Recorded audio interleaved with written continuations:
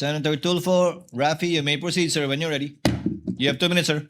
Wag muna, Mr. Presiding Officer, point of order lamang muna to. Yes, what is your point of order, Honorable Tulfo? Kasi kahapon, nabanggit na si Attorney Pua, magaling na abogado siya, ay pumunta sa COA, tama, para makipag-usap tungkol dun sa sinasabing audit query. Now, hindi po pa conflict of interest yun para siya ay mag-represent dito ngayon sa natin, pinag-uusapang confidential funds when in fact, siya mismo pumunta doon sa COA office para makipag-usap sa kanila. What do you think, Mr. Presiding Officer? The respondent in this case, Senator Judge Tulfo, is the Honorable Vice President, Sara Zimmerman Duterte. Attorney Poa, although he served under the office of the Vice President, I believe, and even under DepEd, is not a named respondent to this case. And in fact, is one of the lawyers, as you can see, of the respondent. There is no, I believe there is no conflict with respect to that, given that he is not the one in trial in this case. Okay, I rest my case, Mr. Presiding Officer. Ngayon, pwede nang simulan ni Anika. yung oras. Yes. Mr. Witness, bukod sa OVP at saka DepEd, we're talking about confidential funds, meron pa ba ibang ahensya ng pamahalaan na inaudit nyo ang kanilang confidential funds? Based on the GAA po, meron may mga other agencies na may allotment for confidential fund. Kaya nga, meron kayong mga na-audit. Yes po, Your Honor. At dito sa mga ahensyang na-audit ninyo, magkapareho bang utilization nila ng confidential funds sa OVP, DepEd under BP Sara and those agencies na in-audit nyo? Yung utilization naman po ng confidential fund ay separate and distinct for every agency since yung kanilang utilization ay based on their mandate or operations. Okay.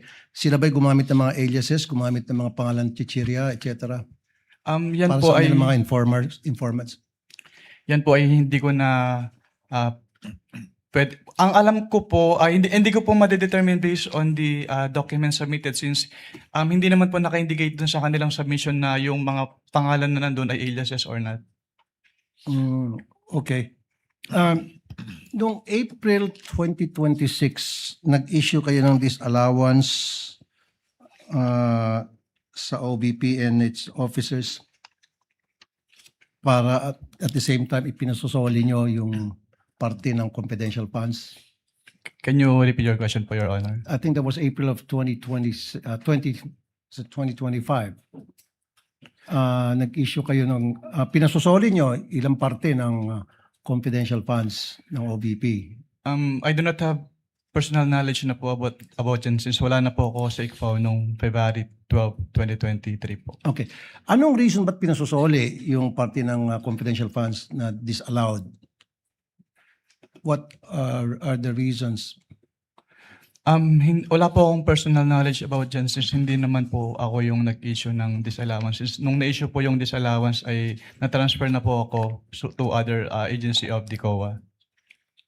Okay. I think it was April 10, 2026. So wala na po kayo doon. Yes po, Your Honor. Okay. Sinabi kahapon ni Attorney Poa na binanggit niya ata yung COA circular ng 1992, if I'm not mistaken, na hindi dapat banggitin yung pangalan ng mga recipient dahil for reasons of security and national security. Security ng tao, ng recipients and national security.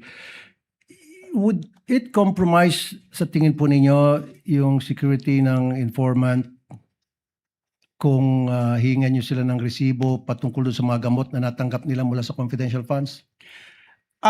Katulad nga po nung sinabi ko during my testimony, ang hinihingi po namin ay yung proof ng pagbili when it comes to the official receipt and the sales invoice po.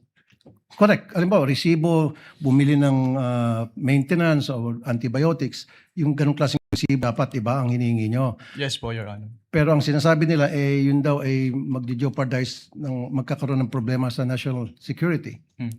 Actually, yung minention po nila na circular, which is yung 1999 pa, is already repealed na. Repeal na. Opo.